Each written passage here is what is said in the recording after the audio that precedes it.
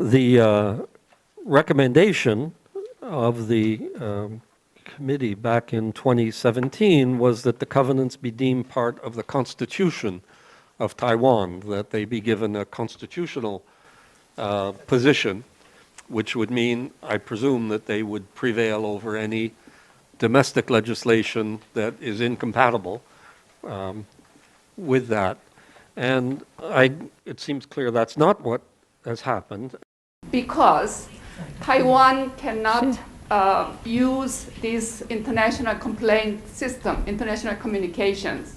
Yeah? If the domestic court does not solve, the victims in other countries, if they ratify optional protocol, they can still file individual communications to the Human Rights Committee or Committee on Economic, Social, and Cultural Rights. But Taiwan cannot do that. But there is no clear specific crime in the domestic criminal code of Taiwan. So what prevents or what has prevented so far the government to implement our recommendations in the first and in the second, and now also with our list of issues? On the reply to the second list of questions, then it was said, as of March 29, 2022, a total of 410 applications have been accepted, of which 2 were further processed and transferred to the disciplinary court trial.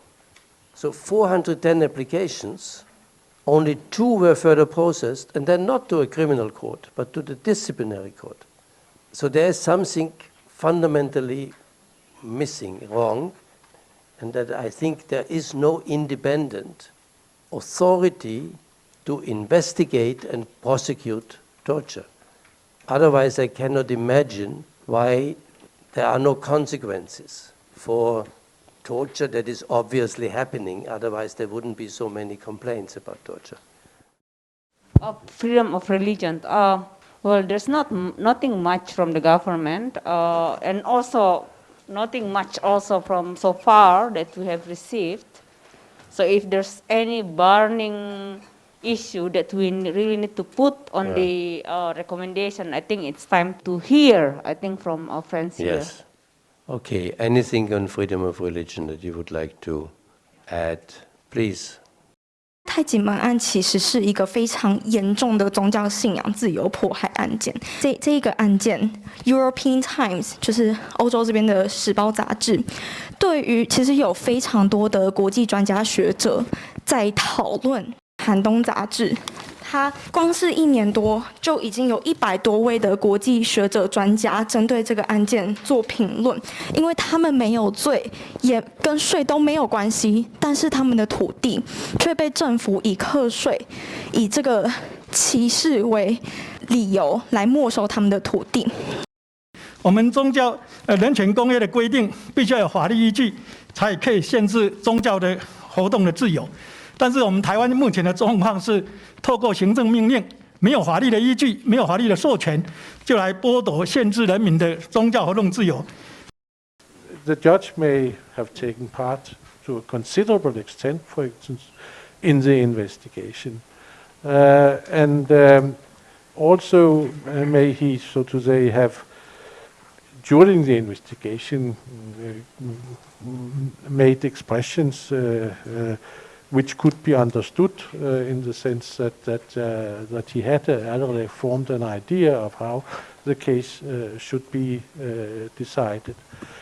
I recall, I think we all have heard of the old well-known maxim that's saying justice must not only be done, justice must also be seen to be done. This is a question of confidentiality of the public in the way the legal system is functioning. So my question would be whether the present situation under Taiwanese law, where impartiality, recusal only comes up as issues where the judge has made a decision, is too narrow. I have always asked how Taiwan thinks about what Taiwan thinks about the Universal Declaration on Human Rights in particular, and about human rights education in general. So mind you, this is now the third time that I have been here. On the average, that's what? At least 10 years, right? From the first time that I came here. And up to now, I feel like a failure, and you know why? Nobody seems to be interested in the Universal Declaration of Human Rights. Without the Universal Declaration on Human Rights, there would be no International Covenant on Civil and Political Rights, nor would there be a covenant on economic, social, and cultural rights, and all the others that followed after. The two covenants have been in force in Taiwan for 13 years. However, they simply exist in name. Human rights are not being respected in government agencies. Over the years, the international reviewers' concluding observations and recommendations have not been taken seriously. The two covenants have yet to achieve the same power of the Constitution of Taiwan, and basic human rights guaranteed by the Constitution, such as the right to effective remedies, anti-torture, and freedom of religion and belief, have not been implemented.